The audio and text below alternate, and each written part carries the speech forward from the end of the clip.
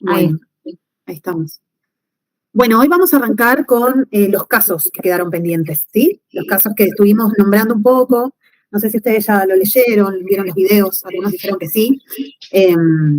Pero bueno, vamos a tratar de reducir en esta clase de hoy. Hay algo que me está sonando, a ver. Soy yo. Hace eco, ahí está. Escuchaba doble mi voz. No sabía si era el cansancio o, bueno, estamos en problemas. Por suerte era el audio. Bueno, entonces vamos a ver hoy los casos de estudios sobre la histeria de Freud. Vamos a tratar de resumir y recortar y puntuar las cuestiones principales de los casos para que ustedes tengan en cuenta al momento de la evaluación, pero también para que ustedes se lleven al menos de esta materia.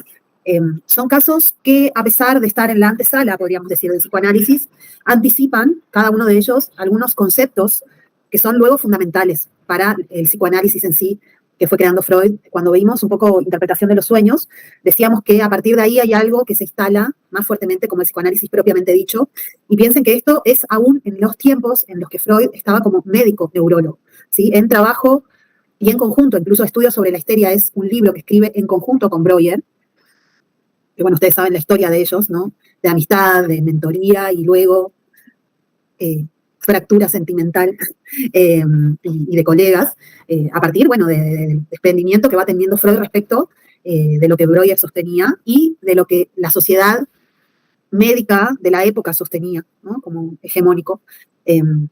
Y estos casos, por lo menos para mí, voy a tratar de compartirles también una apreciación o una lectura personal de los casos, me parece que son muy importantes. Me llama la atención que cada vez que los releo, los reviso, encuentro alguna que otra joyita, cada vez, y esto hace bastante, digamos, que los leo, y uno diría, bueno, casos de 1800, ¿para qué nos sirve? Bueno, uno también se podría preguntar, ¿por qué vemos series de 1820 y nos llaman tanto la atención, ¿no? Hay una serie que está a furor ahora en estos momentos y que podría mostrar en otro lugar, más bien Inglaterra, como una época y una idea respecto del amor, respecto de las relaciones, respecto del matrimonio, bastante distinta a la que tenemos hoy, otra época, otra subjetividad. Sin embargo, lo que Freud comienza a descubrir en estos casos es algo que va más allá de la época. Obviamente, cabe considerar la época y leer los casos a la altura de la época, pero hay algo de eso, ¿no?, que persiste, que tiene que ver justamente con lo que estamos viendo en esta materia, que es la creencia en un inconsciente, en algo que nos determina más allá de nuestra voluntad y de lo que creemos. Por eso, mi recomendación de todo corazón es que, estaba poética hoy, es que vayan y lean los casos, ¿no? Por ahí en otro contexto, no digo porque ahora vamos a tratar de puntuar así como lo más grosso e importante, pero léanlos, después léanlos, ¿no? Con otras miradas y vayan pesquisando ahí la historia, ¿no? La historia de la mujer también, en distintas épocas, de las intervenciones, etcétera, y cómo la palabra, ¿no?, le devuelve un lugar subjetivo fundamental a la mujer de esta época, como a la de la nuestra también, ¿no? Entonces, como les decía, estos casos son trabajados en conjunto con Breuer, algunos atendidos en conjunto y otros escritos, ¿no?, y elucubrados entre los dos, ¿no? Algunos casos solo atendió Freud y otros, como el caso, por ejemplo, de Emi o de Emma, según la traducción, es un caso que atienden ambos, ¿no?, en una clínica de internación. Podríamos arrancar un poco con este caso, pero antes, por ahí lo que podríamos recortar como de la época es justamente esto que les decía. Las mujeres de esta época, a diferencia de la nuestra, afortunadamente, eran mujeres que se casaban muy jóvenes, ¿no?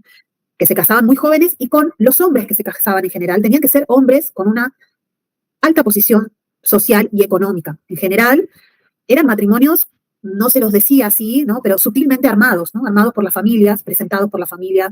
Era un privilegio casarse, en las familias donde había muchas hermanas mujeres, esto era un tema, ¿no? Por eso les traje esta serie, que seguramente varios la vieron, donde pasa esto, ¿no?, de las hermanas y a medida que va creciendo y llegan a un momento determinado y comienza la presentación en la sociedad, etcétera. Unos años después, podríamos decir unos 50 años después, está este contexto freudiano del cual estamos hablando, ¿no?, donde esto aún persistía en las familias. A su vez, estas mujeres no tenían mucha otra oportunidad de expandir, ¿no?, su mundo social, afectivo, etcétera. Y ni hablar de lo que Freud descubre en estos casos, y lo que después lo separa de Breuer y hace como el quiebre fundamental del psicoanálisis, es que él descubre el factor de la sexualidad en estos casos, ¿no? Cómo la sexualidad interviene e interfiere en la producción de los síntomas, vamos a decir, ¿no? Y ni hablar en la histeria. Podemos empezar ahora con este contexto, vamos a hacer un punteo de los casos.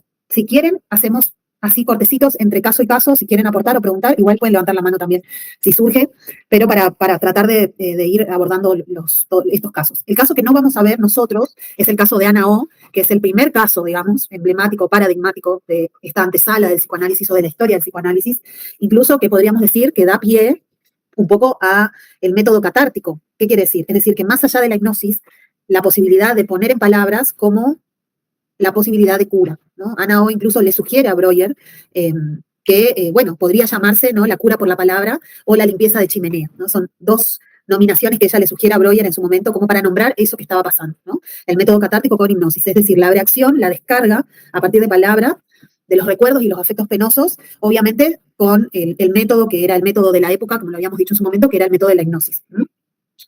Bueno, Freud arranca por ahí, ¿no? Se inclina hacia ese lugar, toma esa corriente con Charcot y Breuer y comienza a trabajar con las pacientes. El caso de Amy, una mujer, podríamos decir, uno de estos casos con la presentación más grave, por decirlo de algún modo. Incluso hoy podríamos preguntarnos un poco por la cuestión diagnóstica, ¿no? No tenemos el paciente y demás, pero era un caso muy grave, muy grave. Incluso es el caso más, por lo menos para mí, el más largo y más difícil de leer, por tanto contenido, tanta información, y además Freud ahí aún se encontraba muy en la modalidad de la historia clínica, ¿no? Entonces escribe día por día como si fuese un diario o una historia clínica diaria, ¿no? Como se suele hacer en las clínicas, sin embargo, qué difícil en términos subjetivos, ¿no? Pues se volvía como inacabado, inacabable, y además lo que él, cuando ustedes lean el caso de Freud, lo que él transcribe muchas veces son los estados de hipnosis de la paciente, ¿no? Entonces parecería que a veces es todo un delirio, ¿no? O una alucinación, incluso había alucinaciones, etcétera, ¿no? Un caso muy grave de una paciente de 40 años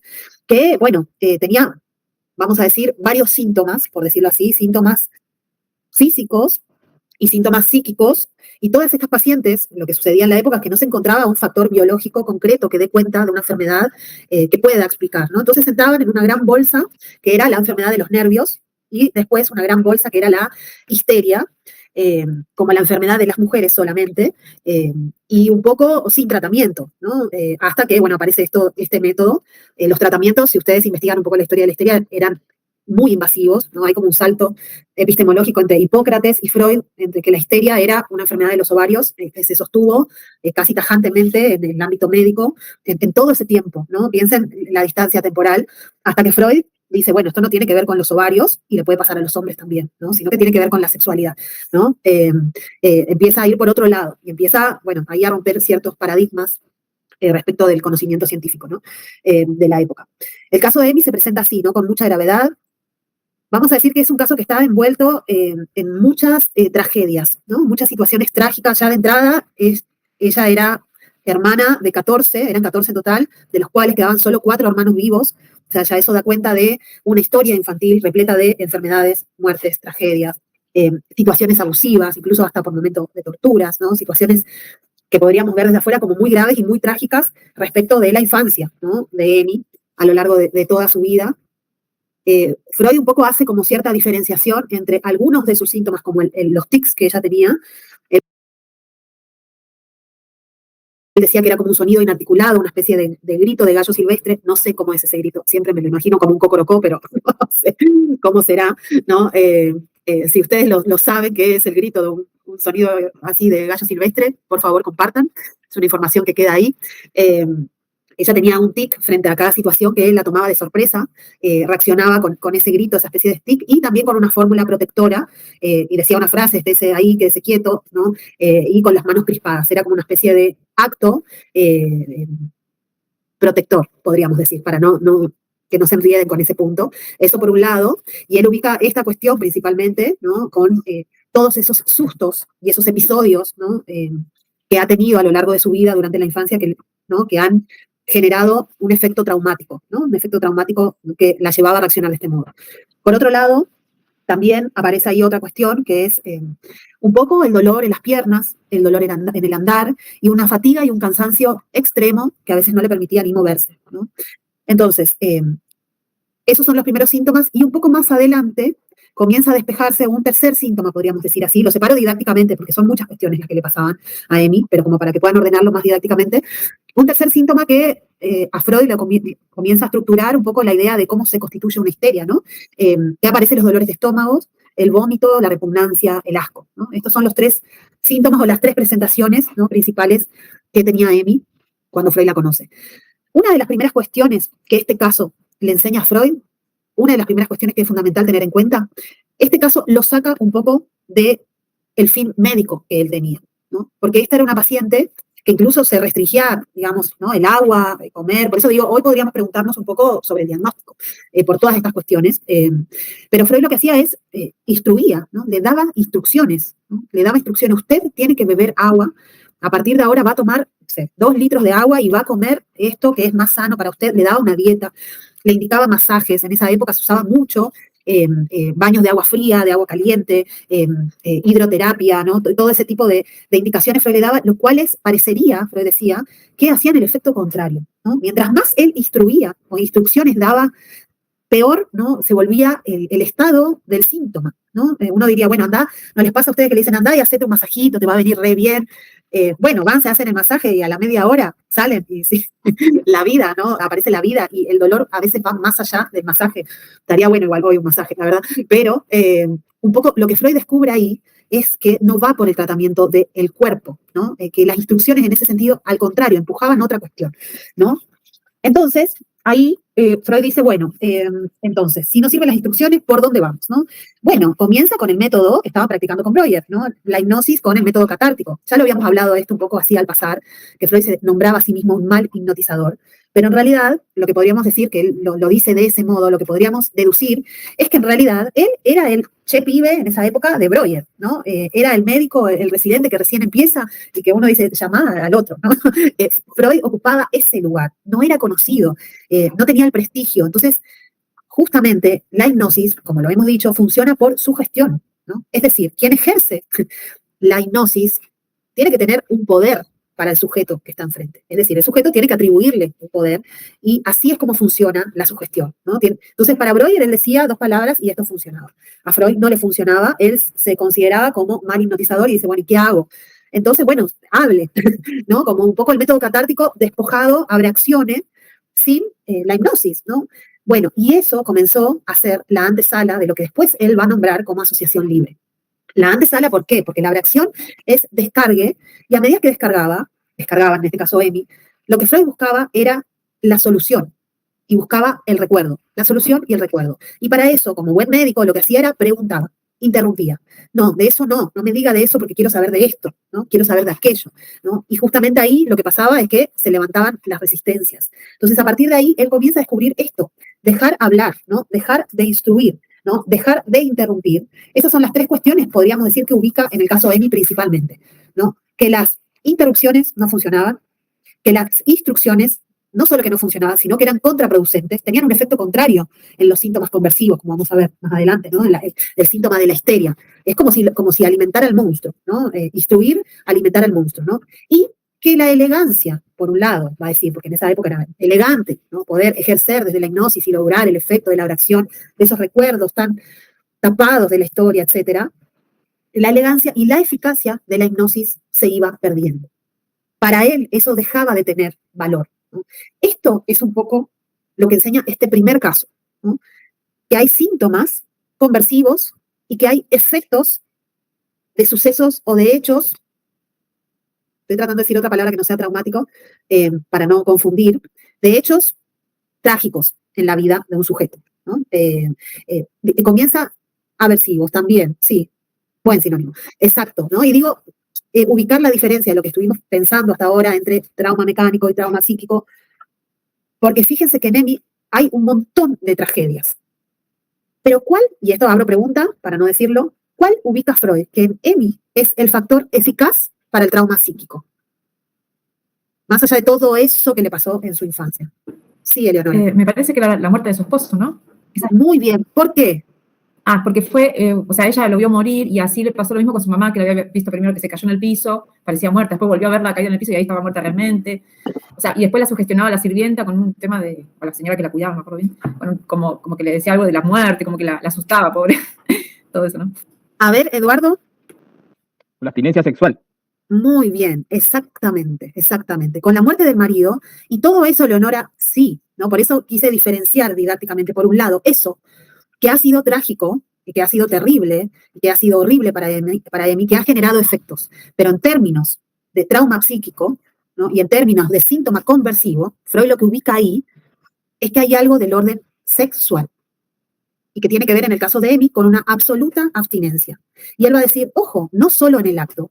Ella ve a Freud 14 años después que fallece su marido, pero dice, no solo en el acto, sino también en la palabra, ¿no? Esta mujer era casta, va a decir, ¿no? De absoluta castidad, casta, estamos hablando de otra casta, absoluta castidad, de absoluta castidad, no solo en actos, sino también en palabras.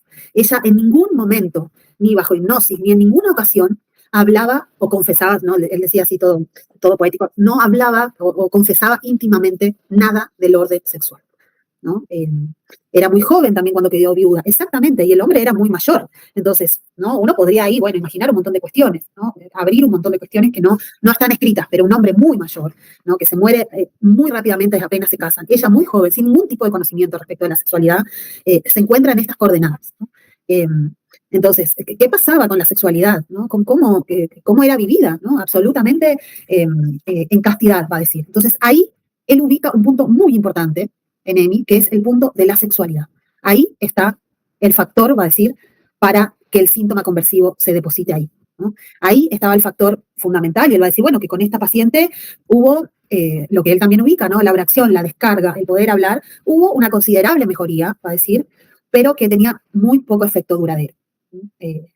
Y esto es lo que él muestra con este caso, ¿no? ¿Hasta acá alguna pregunta? ¿No? Roberto. Una pregunta, yo leí el caso y al final Freud dice que lo deja a los siguientes investigadores porque él lo supera. Exacto. No puede continuar. Aún sabiendo que la sexualidad, esa censura, estaba presente, intervenía. Así todo, ¿no pudo corregir esto teniendo esa data? Piensen que lo que estamos hablando es de la antesala del psicoanálisis. Freud aún estaba con Breuer investigando respecto del método catártico, ¿no? Era el método que estaban utilizando, y además en un contexto de internación y de gravedad bastante severa, ¿no? Entonces, Freud aplica el método y no le resulta. Recuerden que esto, no sé si se los había dicho, pero si no, se los repito. Como muchos se cansarán, como el me retiro, profe, que repito lo mismo. Freud, cuando escribe los casos, y a ustedes también les va a pasar, ¿no? Cuando escribe los casos, los escribe por algo él quería demostrar de cada uno de estos casos, incluso lo que fallaba, ¿no? Incluso, y la mayoría de las veces, ustedes van a ver los casos, ¿no? Después en Dora, la transferencia, etcétera, él va demostrando no solo lo que funciona, ¿no? Obviamente lo que funciona y lo que va complejizando y teorizando él a partir de la práctica, sino lo que no funciona, ¿no? Incluso lo que queda como incógnita, ¿no? Porque esto que les digo es una gran pregunta, si había una cuestión diagnóstico, ¿no? En el caso de Emi, ¿no? Con toda esta gravedad y toda esta presentación, y las alucinaciones eran alucinaciones o eran efecto de la hipnosis. Hay un montón de cuestiones que quedan ahí, ¿no? Y Freud lo dice, ¿no? Como que no se trata de que la herramienta que él estaba descubriendo ahí iba a servir, ¿no? Sino que ahí esboza, vamos a decir, anticipa, ¿no? Como un fenómeno anticipatorio, que la sexualidad algo tenía que ver, ¿no? Con la génesis de la histeria. Y todo lo otro sí, tiene sus efectos, produce cuestiones, pero la génesis estaba ahí. Eso es lo que quiere ubicar con este caso, ¿no? ¿Roberto? ¿Qué tal? Buenas tardes. ¿Qué tal? Bien.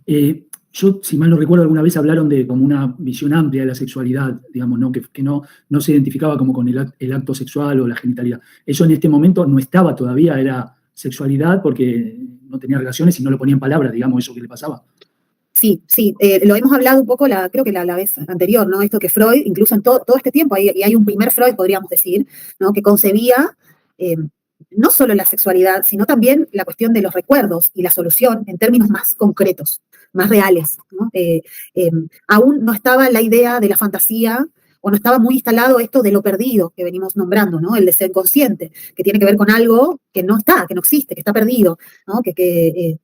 Esto de la representación en representación, y van a ver los otros casos, hablan un poco de esto, Roberto, ¿no? En el punto de que muestran una escena tras otra, ¿no? Y Freud ahí comienza a preguntarse, ¿hay algo como si fuese una cáscara de cebolla, ¿no? Que uno puede llegar a un lugar, ¿no? Es una pregunta que comienza a hacerse Freud, ¿no? Sí. Para contestar también un poco lo que consulté Roberto, Freud siempre parte desde lo anatómico. siempre piensa en lo anatómico, y aun cuando empieza a ver que hay cuestiones que no tienen que ver con la anatomía, por eso hace todo el desarrollo que hace, siempre lo que plantea hacia adelante es no podemos desechar que en algún momento se ubique algo nuevamente de lo anatómico, ahí que hoy podemos estudiar. Pero siempre parte de lo anatómico. Era médico, ¿no? Pero no le alcanzaba. Hoy tampoco alcanza lo anatómico para explicar lo que sucede. Y algo de los diagnósticos también, las histerias en ese momento eran graves. Hoy no hay ese tipo de histeria, porque al primer atisbo de que suceda algo de eso, van a terminar internados y medicados. Por lo tanto, no va a haber posibilidad de desarrollo. Y habría que pensar al revés. Si muchos diagnósticos de psicosis son realmente psicosis. No, tienen que ver ahí con, bueno, algún núcleo ahí, algún núcleo psicótico como podríamos llegar a tener todos. Todos alucinamos en algún momento, en mayor o menor medida. El sueño es una alucinación. Ver algo en la calle que me hizo recordar a otra cosa es una manera de alucinar también. Por lo tanto, podríamos pensar que en cierto grado, no todos alucinamos. Entonces, la cuestión de los diagnósticos va más por ahí. Sí, ahí pusieron carita, sí, está bien, es una cuestión para seguir conversando, ¿no? Está bien que se queden con esta pregunta, porque además ustedes van a ver después en psicopatología, bueno, ni hablar el DSM, donde hay trastornos, diagnósticos, estructuras, etcétera. Vamos a tratar en este momento, al menos, de historizar, ¿no? Esto, ¿no? Que Freud ahí era médico, y van a ver en los otros casos que Freud palpaba, ¿no? Hacía todo lo que hacían los médicos, no sé si palpaba así, todo lo que hacían los médicos de la época, ¿no? Que ahora, ¿no? El médico te dice, hola, toma, tal cosa, chao, ¿no? Y listo, nos vemos. Pero en esa época, ¿no? Freud era médico y el psicoanálisis estaba en el horizonte, ¿no? Y todas estas son pistas, ¿no? O anticipos de lo que después él va a construir. Por ejemplo, como preguntaban respecto de la sexualidad, ¿no? Que es el concepto que nosotros comenzamos a transmitirles, pero que en este momento Freud estaba apoyado en otro lugar. Y como dice Gustavo, hasta el final estuvo apoyado en otro lugar también, ¿no? Pero siempre lo otro también se le presentaba en la práctica y él se dejaba, en algún punto que me parece muy interesante de lo que podemos recibir de Freud, él se dejaba aprender, no sé si lo estoy diciendo bien, a partir de la práctica. Es decir, piensa en todo el conocimiento médico que él tenía en la época, era muy estudioso, pero en el momento de estar ahí, en la escucha con el paciente, en el tratamiento, por decirlo así, él se dejaba enseñar. Ahí está mejor dicho la frase. Se dejaba enseñar por sus pacientes y se dejaba interpelar y después hacerse preguntas al respecto, ¿no? Y eso fue lo que fue preparando el terreno para el psicoanálisis, ¿sí? María.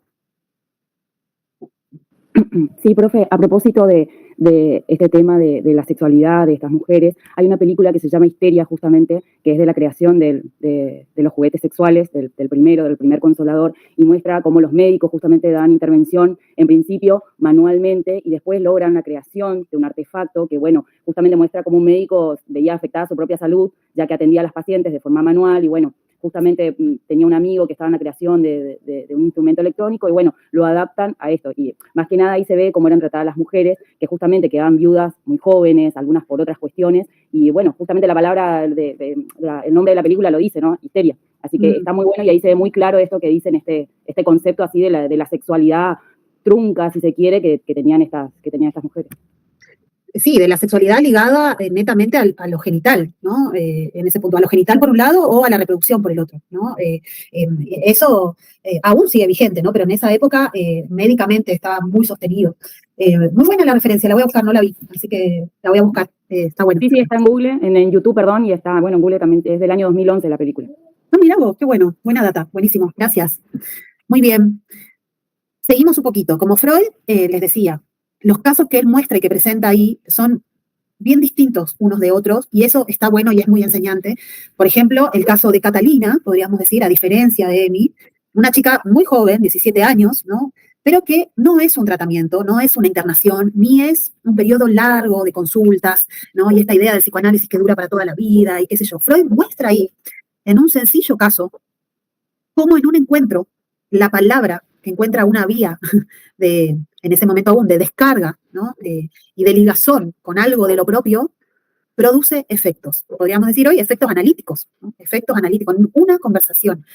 Hace poco una colega me decía, bueno, ¿por qué queremos hacer cosas en la comunidad? ¿No? Porque a veces uno quiere dar una charla o decir, bueno, hablemos de adicciones, ¿no? Como en la comunidad, con los docentes, qué sé yo. No para enseñarle a ver qué es una adicción, qué es tal cosa, sino porque cuando el discurso, la palabra, ¿no? Tiene ese efecto analítico, produce un efecto un efecto de discurso distinto, ¿no? Freud ahí se va de vacaciones, ¿no?, a las montañas, que le gustaba mucho, y obviamente él era médico, y ahí se había que firmar siendo médico. Hola, soy médico, y firma, ¿no?, en el libro de actas de ingreso del lugar, y qué sé yo, como médico, y ahí estaba rondando esta chica, Catalina, ¿no?, en esta posada, que era la hija, ¿no?, de una de las señoras ahí del lugar. Entonces Freud lo primero que escribe, ¿no?, que él ya observó que esta chica tenía un marcado mal humor cuando la ve y dice, bueno, ¿no?, esta chica no tan joven, con tan marcado mal humor. Bueno, cuestión que Catalina se le acerca a Freud y le dice, señor, usted es médico, me están pasando cosas, ¿no?, me pasan cosas, ¿será que me puede ayudar? Y Freud dice, bueno, me quería olvidar de de las histerias, pero bueno, pasa en todos lados, hasta 2000 metros de altura también pasa el padecimiento subjetivo. Y entonces comienza a escuchar, y ella lo primero que le dice es que, bueno, sufre como de un estado, de lo que hoy se escucha mucho, ¿no?, como si fuese un estado ansiógeno, ¿no?, como si fuese un estado de ansiedad similar a episodios de panicosos o crisis de angustia. Un poco eso es lo que le cuenta a ella en general, de lo que le pasaba, que le costaba respirar, que le pasaban algunas cuestiones, y me parece muy interesante en este caso cómo Freud, para mí es muy enseñante, incluso en la clínica, diría, cuando a veces ciertos padecimientos o cuestiones que les pasan a las personas están tan estereotipados y tan psicologizados, digamos que hasta cuando lo traen a consulta lo traen, ¿no?, como de manual, como si fuesen los signos del DSM, ¿no? No puedo respirar, miedo a la muerte, tengo palpitaciones, siento que me voy a morir, sé que no es real, pero bueno, este tipo de cuestiones. Y Freud ahí lo que enseña, que me parece muy, muy interesante, es que, además que él era muy insistente y él buscaba la diferencia, trata de discernir qué de todo esto, qué de toda esta sintomatología generalizada, podríamos decir, es distinto en Catalina, ¿no? Y cuando ella dice el peso en los ojos, ¿no?, me zumba la cabeza, Freud comienza a preguntar un poco más. Y ahí es cuando ella menciona esta diferencia de que siento que alguien va a venir por detrás de repente, ¿no? Y a partir de ahí, acá podríamos decir que comienza lo que Freud después va a nombrar la antesala de la asociación libre. Porque acá no había ni hipnosis, ni método catártico. No se trataba solo de que abraccione respecto de recuerdos que tenía reprimidos, por decirlo así, sino de que pueda decir en base a lo que eso desataba. Casi como que diga lo que se le ocurra en relación a esto, ¿no?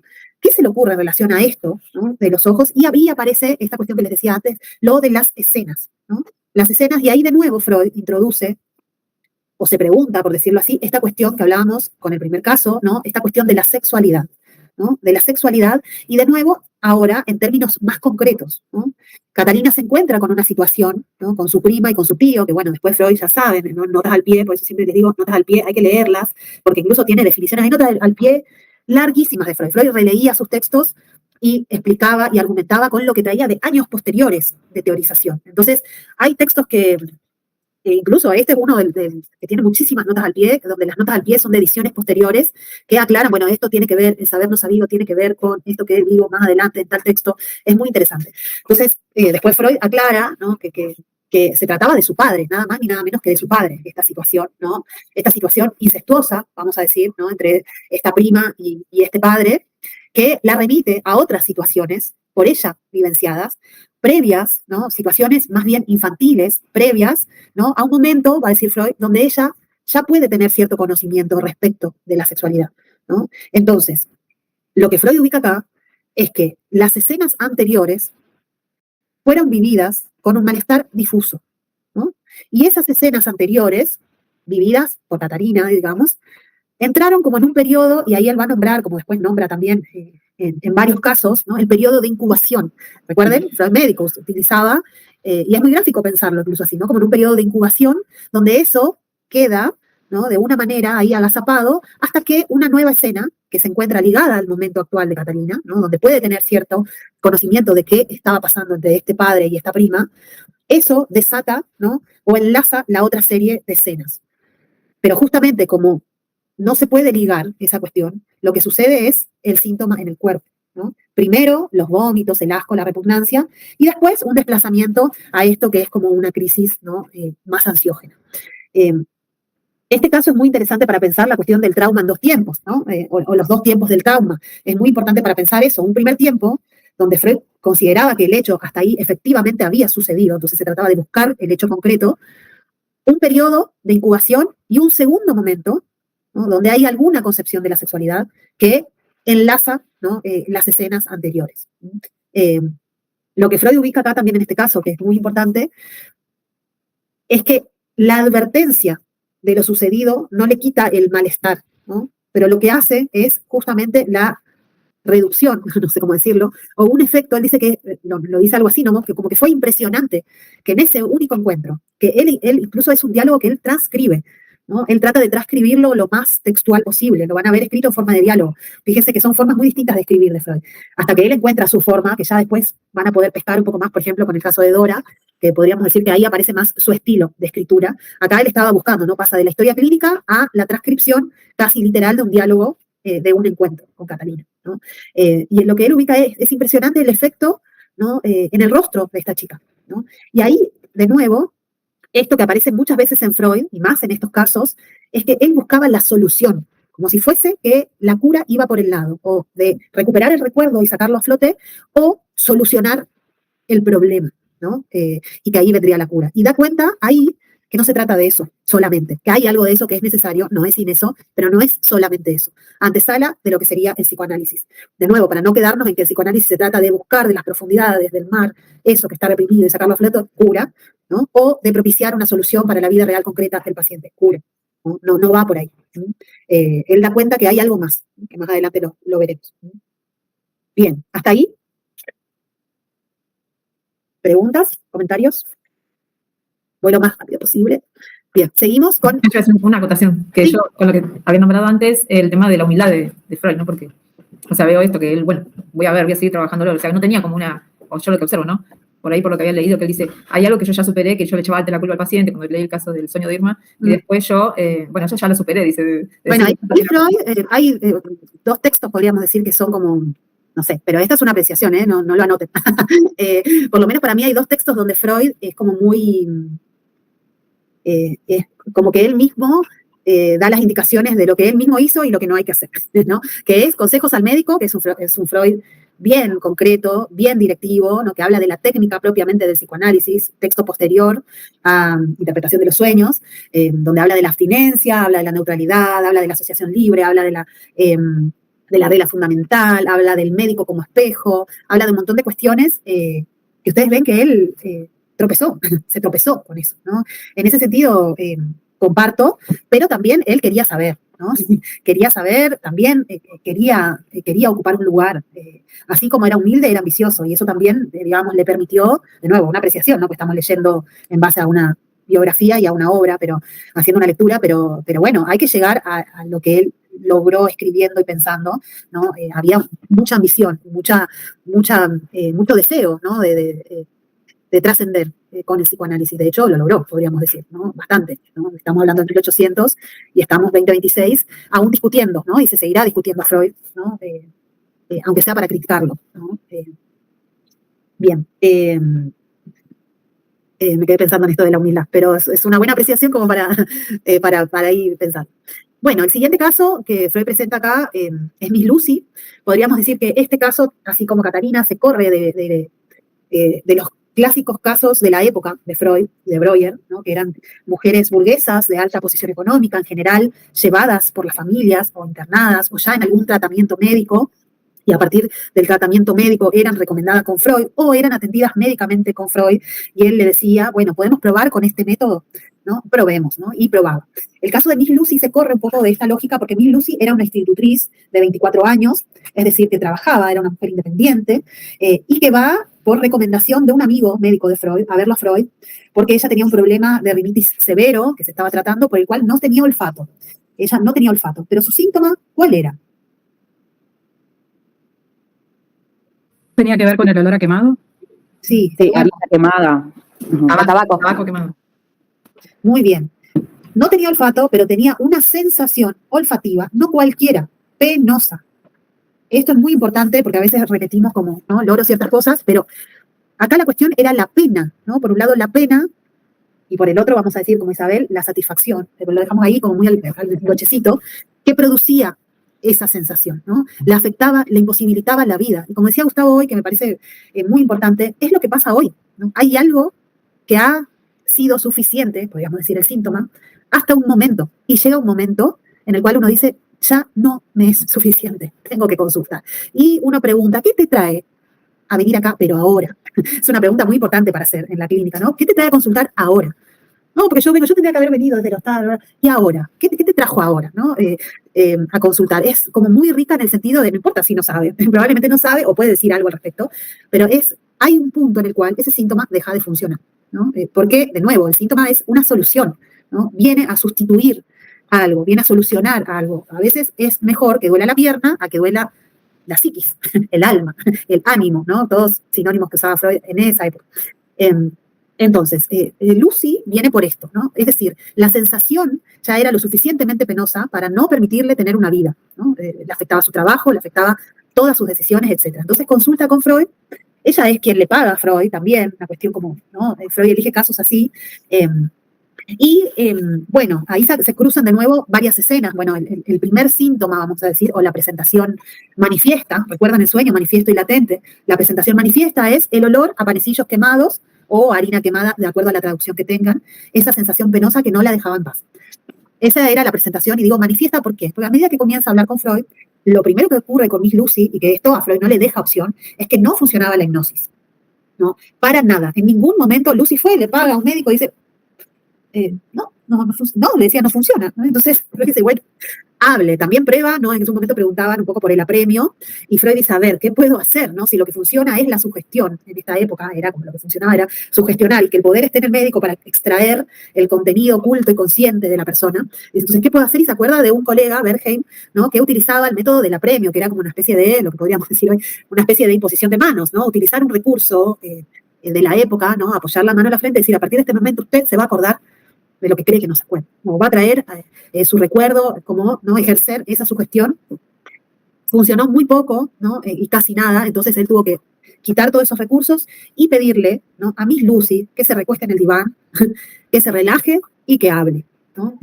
Es como un anticipo del psicoanálisis propiamente dicho, hable, ¿no? Hable, diga lo que le pasa, y qué relaciona en relación a esto, y qué le pasó en relación a esto. Freud preguntaba un montón, y Miss Lucy le dice, puede dejar de preguntarme tanto, porque estoy por decir algo, ¿no? Y siento que es importante, como que no tiene nada que ver con nada, pero y a partir de ahí aparecen estas otras escenas en relación al olor a tabaco, ¿no? Escenas de situación del hombre que quiere besar a las niñas, y otra escena de una mujer que besa a la niña en la boca, y el padre de estas niñas se enoja con ella, y fíjense el recuerdo más anterior, le dice que ella es reemplazable, ¿no? Le dice, si esto vuelve a ocurrir con esta mujer o con cualquier otra, voy a buscar otra institutriz que se ocupe de ponerle límites a las personas que vienen a jugar y a estar con las niñas, ¿no?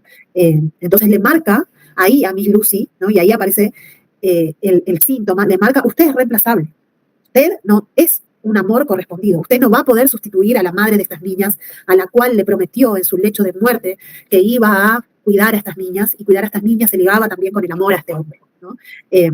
A partir de ahí, Freud dice el síntoma, ¿no? Entonces, lo que Miss Lucy le enseña, además de que la hipnosis no funcionaba, el apremio no funcionaba, y lo único que le quedaba era hable, y lo único que le quedaba era la asociación libre, que todavía no tenía ese nombre, pero también le enseña algo que Freud lo escribe en una nota al pie, le enseña sobre un saber no sabido, ¿no? Le enseña con esto que el poder y el saber no está del lado del analista, está del lado, ¿no? Del paciente, aunque es decir, el paciente, Miss Lucy en este caso, le suponga un saber a Freud, ¿no? Esto es muy interesante porque es después lo que Lacan, mucho más adelante, va a tomar como sujeto supuesto saber. Pero ya Freud, en 1800, lo está diciendo, ¿no? No le puso nombres, nada, pero lo está diciendo, ¿no? Ahí él ubica esta rotación, digamos, ¿no? Del saber y la sugestión y el poder, y etcétera, del lado del analista, y la rotación en que el saber, aunque sea no sabido, aunque sea incompleto, está del lado del paciente. Lo van a ver un poquito en algún punto en relación al preconsciente también, ¿no? Cuando veamos ahí aparato psíquico, pero también en relación al inconsciente, ¿no? La diferencia entre lo que está ahí, al alcance de la mano, y un poco más allá y perdido, ¿no? Sí, Janina. ¿Esto tiene que ver con la resistencia? ¿Eso de no ser consciente de lo inconsciente? Claro, sí, tiene que ver con la resistencia. No es sin la resistencia, ¿no? Ahí Freud todavía, de nuevo, no tenía el concepto de resistencia, pero lo veía. Después van a ver en el caso de Isabel que es muy claro. Cuando Freud se acerca a los puntos, va a decir como más importantes del caso, el dolor y la intensidad del síntoma aumentaba, ¿no? Cuestión que no solía pasar mucho. Entonces Freud dice, en el caso de Isabel, unas cosas que toma de este caso el dolor como brújula, brújula de que hay algo que se está resistiendo. Ok. Algo se resiste. Entonces, esto, con Miss Lucy, ahí te doy la palabra, así no me pierdo de esta partecita que les quiero decir, y ya te doy la palabra, Melissa, ubica eso, y lo que ubica es que cuando, bueno, en esta serie de escenas y demás, él interpreta que ella está enamorada, ¿no? de este patrón, por decirlo así, ella le responde que sí, que ella lo sabía, pero no sabía que lo sabía hasta el momento en que lo dice, ¿no? Que ella lo sabía, y ahí está esto del saber no sabido, y por el otro, Freud le dice, bueno, la solución, Freud quería, ¿no? Como ahí, enganchar, era un romántico Freud, ¿no? Dice, bueno, entonces adelante, dígale acerca de su amor a este hombre, por ahí la cosa funciona, ¿no? Él era capaz hasta de ir a hablar, después con Isabel pasa algo así, ¿no? Cosas que después él mismo, por eso consejos al médico, es muy interesante de hacer esta lectura. Consejos al médico, y esto en algún momento es muy, muy divertido, aunque él mismo después pone una regla de lo que él transgredió sin saber, ¿no? Y Miss Lucy le dice, no, ella tiene esta cuestión de la pobreza, bueno, que será algo a trabajar, ¿no? Yo soy pobre, él es rico, esto no es posible, pero ya el hecho de advertir, y esta es una cuestión fundamental, ¿no? En el psicoanálisis, advertir eso, algo de eso que tiene que ver con mi propio deseo, ya me permite una vida posible. No necesito hacer un síntoma tremendo que no me permita vivir, estoy advertida de que amo a este hombre, que no es posible, sufriré, lo hablo, lo lloro, me quejo, etc. Sí, Gus. Claro, como dice, no, ni hace falta que después ese deseo sea satisfecho por la persona a quien se lo transmito, ¿no? Solo con hacerme cargo de ese deseo ahí que hasta ese momento es inconsciente, ya me permite no enfermarme. Después me frustraré, lloraré, haré lo que tenga que hacer, pero la diferencia es esa, entre hacerme cargo de lo que deseo y no poder saber de qué se trata eso. Sí, su punto crucial, y el último punto de Miss Lucy que les quiero compartir es otra antesala, que es la transferencia.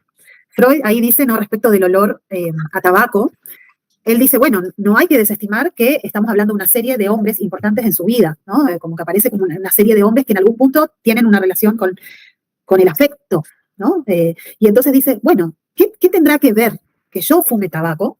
¿No? ¿Será que, y él ahí como que se hace un poco chistoso, ¿será que soy un hombre interesante, atractivo para esta mujer? No lo creo, dice.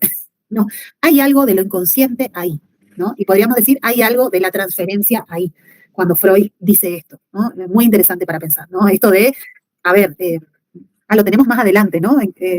Cuando veamos transferencia, ¿no? El video. Sí, falta. Pero ahí van a poder ver eso. Freud se la come esa, cuando todas ahí algo les pasaba con Freud, todas y todos. Algo le pasaba con Freud hasta que dice, che, para, esto no puede ser, porque su vida íntima no era de lo mejor del mundo. Entonces dice, acá pasa algo. Bueno, la transferencia. La transferencia. Sí. Al principio estaba chocho, después dice, no, bueno. No, ¿qué está pasando acá? No, esto hay que teorizarlo entonces. Muy bien. Entonces también la antesala de la transferencia con Miss Lucy. Bueno, y Melissa, tenías una pregunta, no sé, soy un ganador. No. Sí, profe, yo en realidad ya me la respondieron, porque no me había quedado bien claro que era el saber no sabido. Entonces yo puse como que hay cosas que sabemos, pero que no sabemos que las sabemos, sería algo así. Sí. Y eso, ¿qué función cumple? ¿Qué función cumple? Bueno, podría responderte así como muy humildemente a lo Freud, que cumple la función de motor, ¿no? El saberlo todo es horroroso, ¿no? Digo, porque primero que es el vacío, porque hay algo que nos mueve, que nos es propio, que son marcas, que están marcas inconscientes, que nos mueven, son propias, son nuestras, pero que no tienen palabra, ¿no? Entonces, sabemos y no sabemos, y buscamos palabras que le den cierto sentido, envuelvan un poco eso no sabido, ¿no? Y me parece que en este caso es como un poco muy gráfico, que ella le dice, yo lo sabía, ¿no? Pero es como que algo decanta un saber que estaba en uno. Pasa a veces, ¿no? En un análisis, que alguna palabra o alguna pregunta despierta algo de lo propio, ¿no? Que se asume como éxtimo, ¿no? Pero que está en uno. Sí, Gus. Eso que sabía entra en asociación con el afecto. Eso lo sabía, pero estaba desligado del afecto. En la medida en que entra en juego ahí el afecto, bueno, se puede hacer cargo de que eso lo sabía y le generaba algún efecto. Hasta el momento lo sabía, como sabemos un montón de cosas, recién cuando entendemos qué nos genera eso, ¿no? Que supuestamente sabíamos, ahí hay alguna asociación que permite que algo caiga. Gracias, sí, ahí entendí. Profe, y al hacer la asociación entonces pierde el síntoma. Al volver al afecto, asociarse con ese sentimiento que tiene, desaparece el síntoma. Podríamos decir ahí que sí, ¿no? Pasaba esto, ¿no? Un alivio como inmediato. Después podemos pensar de nuevo qué funciona el síntoma, ¿no? Porque hay algo que, no me acuerdo quién preguntaba, hay algo que resiste, hay algo que insiste, ¿no? Y que el síntoma pueda ser simbolizado no significa después que desaparezca, ¿no? Sí. Una más y no jodo más, ¿sí? No, pero por favor, joder. Rompo el micrófono. Piensen en términos teóricos de la psiconeurosis. Sería, la representación está reprimida, eso intolerable, está reprimido, eso que sabía quizá también, que podía poner en palabras, está reprimido porque está desunido del afecto. Si vuelvo a poner afecto en eso, es porque lo retiro de otra cosa. Lo retiro de donde está ubicado el síntoma. Es como que vuelvo a juntar eso intolerable, que era más intolerable, con el afecto. Ese afecto era el que mantenía el síntoma. Si lo ubico donde lo tengo que ubicar, en todo caso, la teoría dice, bueno, deje de sufrir. Listo. Gracias por todo, ¿no? Igual el sufrimiento persiste por otras vías, ya lo verán. Pero bueno, sí.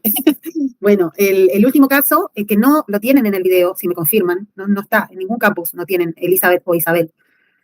Me parece que no. Bueno, es el caso que Freud estaba hasta ahí contentísimo, porque dice, es el único caso completo de histeria que estoy escribiendo, ¿no? Que ha llegado a su fin, ha llegado a su término. Que fue uno de los casos más difíciles y más penosos que él ha transitado. Le ha costado un montón, Isabel, le ha costado un montón, y es un caso que incluye varias cuestiones un poco más cercanas aún a lo que después ubica como psicoanálisis. El caso Dora, por ejemplo, le escribe análisis fragmentario de una histeria, ¿no? De nuevo, él todo el tiempo intentaba encontrar el caso completo, ¿no? Y después algo de lo fragmentario comienza a entrar en la clínica y en estas preguntas que ustedes mismos se hacen, ¿no? ¿Se cura? ¿No se cura? ¿Cómo se cura? ¿No? ¿Qué diferencia hay entre lo médico y lo psicoanalítico? Bueno, esa pregunta Freud se hacía también, intentaba como cruzar dos disciplinas y se la armaba, ¿no? Entonces, dice que este caso fue muy difícil. La paciente, Elizabeth o Isabel, depende de la traducción. Dora la vemos más adelante. La vemos un poquito más adelante. Isabel o Elizabeth von R. es un caso, sí, Paula. Profe, si es el caso de Isabel, está subido al campo. Bueno. Isabel de R, está. Ok. ¿Pero el video? Por eso, porque ahí... La lectura. Ok. Bueno, después chequean, pero me parece que falta ese, porque había subido 2 veces el de Catalina o no sé cuál. Después confirman cualquier cosa, pero creo que falta. Bueno, este caso entonces le había costado mucho a Freud. Esta mujer llega por dolores en la pierna, dolores al andar, con una renguera severa, eso, Isabel o Elizabeth. Y Freud a todo esto, que era bastante significativo, es decir, a veces no se podía levantar de la cama, no podía caminar, etc., lo llama como un cansancio doloroso. Ese nombre le pone un poco a su síntoma, ¿no? Lo condensa ahí. Más adelante, ya hacia el final de este análisis, lo que él va a decir es, simbólicamente, este dolor en la pierna tenía que ver con no poder dar un paso más, ¿no? Y esto es un poco la traducción simbólica de lo que le pasaba a Isabel, ¿no? Isabel, de nuevo, bien una mujer de la época, bien la representación de esto de la mujer de la época de la cual hablamos, a diferencia de su perspicacia, inteligencia y vamos a decir su cierta resistencia o rechazo a la idea del matrimonio. Ella tenía un lazo muy cercano con su padre y su padre, como tenía un lazo muy cercano a ella, decía que ella era como si fuese un hijo varón, ¿no? Porque podían hablar de cosas interesantes, inteligentes, no de la ropa, o cómo casarse, o de tener hijos, etc. A Isabel le interesaban otras cosas, ¿no? Incluso quería estudiar una carrera científica, etc. Era muy inteligente. Y una de las cuestiones que a Freud le costaba mucho con Isabel es, o que por lo menos destaca un montón en su texto, es algo que después va a estructurar un poco como parte, ¿no? de lo que da cuenta de una histeria, ¿no? Que Isabel llevaba su enfermedad con gran conformidad, va a decir Freud, ¿no? Es decir, era bastante significativo, ¿no? Su síntoma. Recuerda que decíamos, hasta que el síntoma tambalea, uno no consulta, ¿no? Y Isabel, ¿no? Consulta, pero no quiere ceder, por decirlo así, ¿no? De alguna manera, el síntoma se resiste fuertemente, ¿no? Además de eso, Freud ubica otra cosa, porque recuerden, Freud, médico, ¿no? Si le decían, me duele la pierna, no puedo caminar, de acá hasta acá, recuerden, parálisis orgánicas, parálisis histéricas, ¿no? Con delimitada, ¿no? Una parte delimitada con extrema intensidad, pero Freud ahí lo que además ubica, que cuando él pellizca la zona o interviene en la zona médicamente, la sensación que manifiesta Isabel es más bien, ¿no? O la expresión, mejor dicho, es más bien de placer que de dolor. Este es un punto bastante crucial en el caso, que Freud comienza a preguntarse por qué esta mujer actúa como si tuviera cosquillas, se sonroja, ¿no? Y este dolor parecería que le produce un placer. Este es un punto, de nuevo, anticipo y antesala de lo que más adelante podríamos decir más allá del principio de placer. Acuérdense nomás de eso, pero para pensar que hay algo más allá de esto me gusta, esto no me gusta, lo bueno, lo malo, ¿no? La voluntad, la falta de voluntad. Esto Freud ubica ahí, ¿no? La pulsión también, vayan pensando en estas ideas, hay algo ahí, y esto, ¿no? De que es la pierna como zona erógena sin ser genital. Exacto, está bueno eso, que no sé si preguntaron algo, pero en relación a esto que hablábamos al principio, que la sexualidad, Freud comienza a descubrir y comienza a descifrar que no tiene que ver con lo genital. ¿Cómo puede ser que un dolor en la pierna tan intenso que le inhabilita la vida a esta mujer joven, inteligente, le produce placer, satisfacción similar a lo que podría ser, incluso Freud lo dice, ¿no? A un orgasmo, ¿no? Por la expresión de esta mujer. Entonces ahí Freud comienza como todo un recorrido arduo con Isabel, con mucha resistencia, ¿no? Porque él le preguntaba, bueno, la hipnosis no funcionaba, probaba todos los métodos, hipnosis, catarsis, etcétera, con ella y no funcionaba, había algo ahí que se resistía. Ella comienza a traer las escenas familiares y lo primero que ubica un poco es que la zona afectada, una de las primeras cuestiones que ubica es que la zona afectada es donde descansaba el padre por las noches, ¿no? Cuando ella lo cuidaba. Yo les decía que era como la representación de la mujer de la época, por ser una de las hermanas menores que aún no se había casado, que no tenía perspectiva de matrimonio. Entonces, ¿qué le quedaba a estas mujeres si no era casarse rápidamente con un hombre de buena posición social? Lo que les quedaba era cuidar a sus padres. Exacto, muy bien, Jorge. Ser cuidadora, ser madre o cuidadora, podríamos decir, ¿no? El estereotipo de la época de la mujer, ¿no? Y bueno, Isabel agarró una función ahí de abnegada asistencia. Podríamos correr un poco la perspectiva entre Emi e Isabel, hacerlas conversar a los casos, y había algo ahí de la sexualidad que no estaba en circulación, ¿no? En ese sentido, porque se dedicaba a cuidar al padre enfermo hasta que el padre muere, y después se dedicó a cuidar a la madre enferma, ¿no? Y después la muerte de su hermana, ¿no? Que justamente se había casado con el primer hombre que a ella, en algún momento pequeño, se le ocurrió que, bueno, con un hombre así podría, ¿no? Pensar en la idea del matrimonio. Una idea así muy suavecita, ¿no? Que apareció en su momento, pero que para ella era muy fuerte, y que a partir de la muerte de la hermana, ¿qué representación a Isabel le resulta intolerable? Que es muy interesante, porque hay una parte que dice, me hizo pensar en el caso Schreber, que lo volví a leer ahora, que dice, como si le hubiera atravesado como un rayo esa representación. Que puede ocupar el lugar de su hermana. Exacto. ¿Y en qué momento? ¿Cómo fue? ¿En qué momento pasó? ¿Tiene que ver cuando se fueron de vacaciones? En el lecho de muerte de su hermana. Piensen la representación, ¿no? Y no estamos hablando de una mala mujer, una mala hermana que quería que la hermana se muera, por eso, ¿no? Es ¿no? Una representación que la atraviesa como un rayo en un momento ultra doloroso, ¿no?